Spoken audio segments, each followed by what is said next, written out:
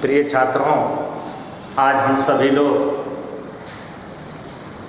हिंदी विषय के अंतर्गत कक्षा 9 के छात्र पद्य का अध्ययन करेंगे, जिसमें महात्मा कबीर का जीवन परिचय आप सभी लोगों ने अध्ययन कर लिया है। और कबीर की जो रचनाएं हैं, बीजक के 3 भाग हैं, साखी, शबद, रामायणी, जिसमें से आप आज इसमें अध्ययन करेंगे इस भाग 2 में साखी का जो पहला पद्यांश है आपके सामने है। अब एक एक पद्यांश का हम अध्ययन करेंगे। इससे पहले हम इस पाठ का संदर्भ जान लें, इसका संदर्भ क्या होगा। तो आइए देखते हैं। प्रस्तुत पद्यांश या हमारी पाठ्य पुस्तक हिंदी के संत कबीर द्वारा रचित साखी नामक शीर्षक से लिया गया है या अवतरित है। पुनः ध्यान देंगे, ऐसे भी इसे लिख सकते हैं आप। प्रस्तुत पद्यांश है हमारी पाठ्य पुस्तक हिंदी के कबीर दास द्वारा रचित साखी नामक पाठ से लिया गया है। ये सरल रूप है आपका। इस तरह से भी आप संदर्भ को लिख सकते हैं। तो चलिए, पहला आपका यहाँ पद्यांश शुरू होता है। सतगुरु हमसे रीझ कर कहया एक प्रसंग। सतगुरु अर्थात मेरे सच्चे गुरु ने, कबीरदास जी कहते हैं कि मेरे सच्चे गुरु ने मुझ पर मुग्ध होकर, प्रसन्न होकर एक ज्ञान की बात बताई। आइए पुस्तक की सहायता से हम आगे बढ़ते हैं। सतगुरु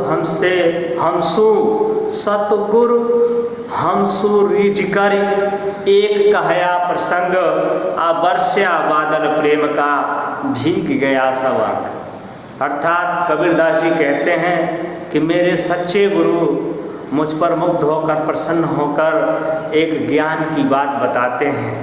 उस ज्ञान की बात से मेरा संपूर्ण शरीर जो है भीग गया। फिर अगला पंक्तियां हैं। राम नाम के पटतरे देवे को कछुनाए। अब जो मेरे सच्चे गुरु ने जो ज्ञान मुझे प्रदान किया है, अब उस ज्ञान से आगे देखिए क्या कह रहा है। कब राम नाम के पटतरे देवे को कछुनाए।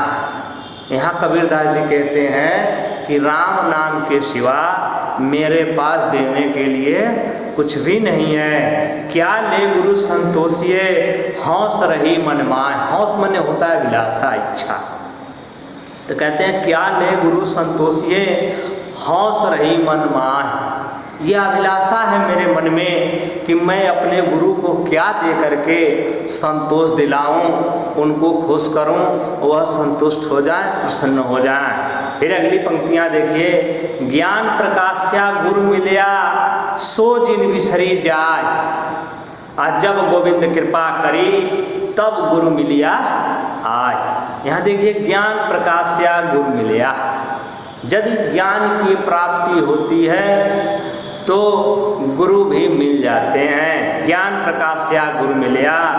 ज्ञान से ही गुरु मिलते हैं और गुरु से ही ज्ञान की प्राप्ति होती है। यहाँ लिखा ज्ञान प्रकाश्या गुरु मिलिया सो जिन बिसरी जाए। अर्थात गुरु को, ज्ञान को हमें विसारना या भूलना नहीं चाहिए। जब गोविंद कृपा करी तब गुरु मिलिया आए। जब ईश्वर की कृपा होगी तब मुझे गुरु की प्राप्ति हो जाएगी।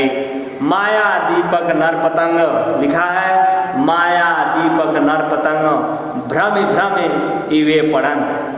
कबीरदास जी कहते हैं कि माया रूपी दीपक पर किस तरह से या भ्रम में पड़ करके जो भौरा हैं, कीट पतंग हैं, छोटे छोटे ये जंतु हैं, ये माया रूपी जो दीपक है उस दीपक पर आकर के किस तरह से अपने प्राण को जो है त्याग देते हैं। क्योंकि माया है, ये इसके उजाले पर जा करके ये कीट बैठते हैं और जल करके राख हो जाते हैं। वही लिखा है माया दीपक नर पतंग भ्रम भ्रम वे पड़न। इसी तरह से इस संसार के लोग भी हैं बहादुरों, माया में फंस करके एक दूसरे का अहित करते हैं। और खुद जो है अहित करने से भी उनका भी अहित हो जाता है, बुरा होता है।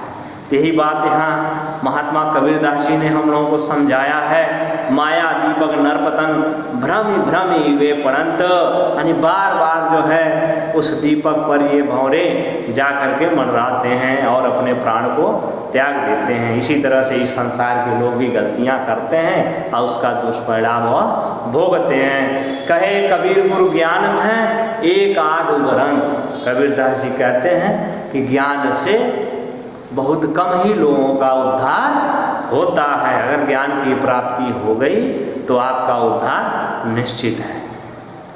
फिर अगली पंक्तियाँ, जब मैं था तब गुरु नहीं, अब गुरु हैं हम नाय। यहाँ देखिए लिखा है जब मैं था तब गुरु नहीं, अर्थात जब मेरे अंदर अहंकार था तो गुरु की प्राप्ति नहीं हुई थी, यानी गुरु का ज्ञान मुझे नहीं मिला था। अभी वही कह रहा जब मैं था तब गुरु नहीं, यानी जब मेरे अंदर अहंकार था तो गुरु नहीं थे।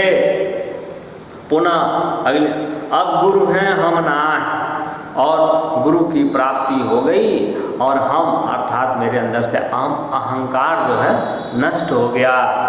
प्रेम गली अति साकरी तामे दो न समाय। यहाँ देखिए कबीरदास जी ने का बताया है कि प्रेम रूपी जो गली है वह अति सकरी है, पतली है, उसमें दो वस्तु तामे दो न समाय, उसमें दो व्यक्ति दो वस्तु नहीं समा सकते।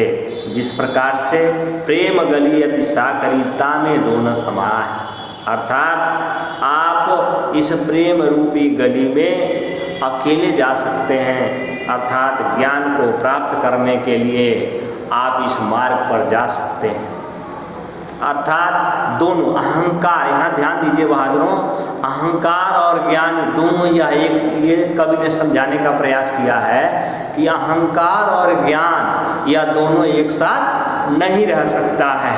यही इसका मूल भाव है बहादुरों। फिर अगली पंक्तियाँ देखिए, भक्ति भजन हरिनाम है दूजा दुख अपार मनसा वाचा कर्मणा कबीरा सुमिरन सार। देखिए भक्ति भजन हरिनाम है, अर्थात भक्ति भजन से ही इस जीवन की नैया जो है पार हो जाएगी बहादुरों।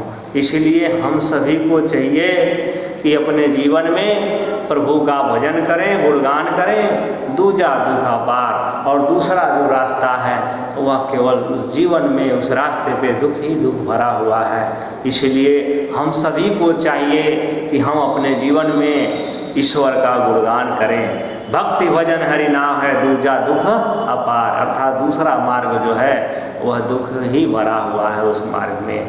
पुनः अगले, मनसा वाचा कर्मणा कबीरा सुमिरन सार। कबीरदास जी कहते हैं कि मन से, वचन से, कर्म से ईश्वर का सुमिरन करना चाहिए। अगर मन से, वचन से, कर्म से ईश्वर का सुमिरन करते हैं तो निश्चित रूप से आपकी मनोकामना पूर्ण होगी और आप धीरे धीरे उन्नति की ओर बढ़ते चले जाएंगे। आज के वीडियो में बहादुरों इतना रहने देते हैं। पुनः जो है अगले वीडियो में इसका हम सभी लोग अध्ययन करेंगे। जो बाकी यहाँ आपका, यहाँ देखिए 6 जो दोहा हैं कबीरदास जी के साखी है, साखी में 6 खत्म हो गए पद्यांश, और 6 के बाद अगला जो है हम अगले वीडियो में अध्ययन करेंगे। धन्यवाद।